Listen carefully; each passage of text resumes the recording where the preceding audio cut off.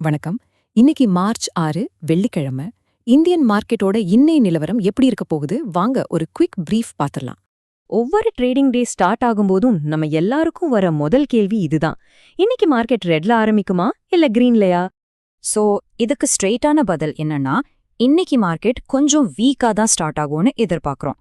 ஆமா, நேத்து மார்க்கெட் நல்லா ரெக்கவர் ஆச்சுதா, ஆனா இன்னைக்கான ஃபோர்காஸ்ட் ஒரு மாதிரி பேரிஷா, அதாவது கரடியோட கண்ட்ரோல்ல தான் இருக்குன்னு காட்டுது. அப்போ இந்த பேரிஷ் ட்ரெண்டுக்கு முதல் சிக்னல் எங்கிருந்து வருது?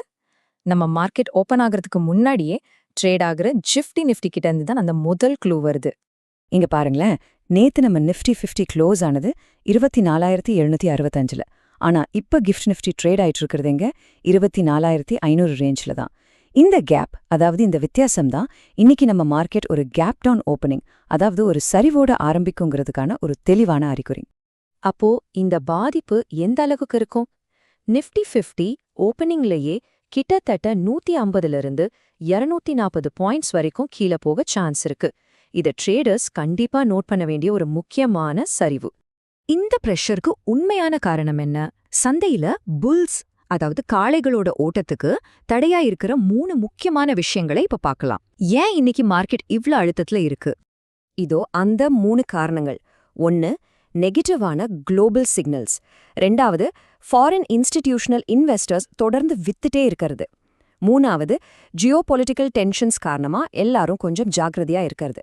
வாங்க ஒவ்வொன்னா டீட்டெயிலா பார்ப்போம். முதல் தடவை குளோபல் மார்க்கெட்டோட ஒரு ஹேங் ஓவர்னு சொல்லலாம். நேத்து நைட் யூஎஸ்ல டவ் ஜோன்ஸ் கிட்டத்தட்ட 1.9% விழுந்திருக்கு. இதோட தாக்கம் பொதுவா நம்ம மார்க்கெட்டோட ஓப்பனிங்ல ஒரு மாதிரி மந்தமாவே இருக்கும்.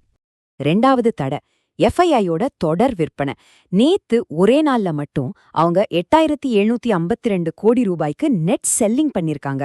நம்ம டொமஸ்டிக் இன்வெஸ்டர்ஸ் வாங்கினாலும் இந்த பெரிய செல்லிங் பிரஷர் மார்க்கெட்டை மேல போக விடாம தடுக்குது.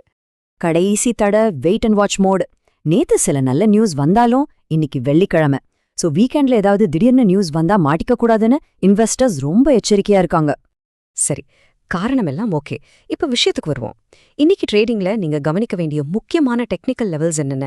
மார்க்கெட்டோட பேட்டில் கிரவுண்ட்ஸ் எங்க இருக்கு? இந்த பேட்டில் கிரவுண்ட்ஸை புரிஞ்சுக்க 2 வார்த்தை ரொம்ப முக்கியம்: சப்போர்ட், ரெசிஸ்டன்ஸ். சிம்பிளா சொல்லணும்னா, சப்போர்ட்ங்கிறது விலைய கீழே விழாம தாங்கி பிடிக்கிற இடம். ரெசிஸ்டன்ஸ்ங்கிறது விலைய மேல போக விடாம தடுக்கிற ஒரு சுவர் மாதிரி. இந்த டேபிள்ல ரொம்ப முக்கியமா நிஃப்டி 50 பாருங்க.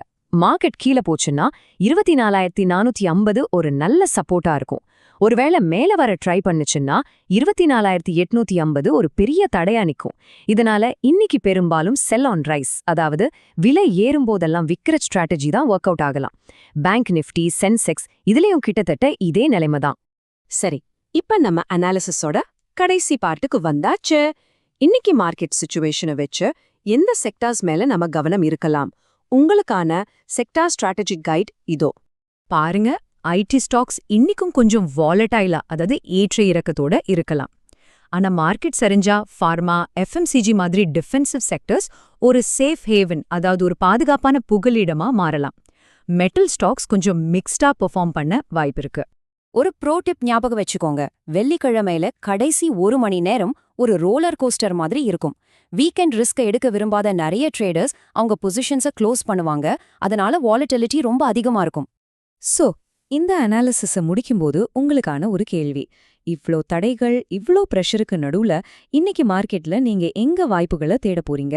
உங்க ஸ்ட்ராட்டஜியை ரொம்ப கவனமா பிளான் பண்ணுங்க.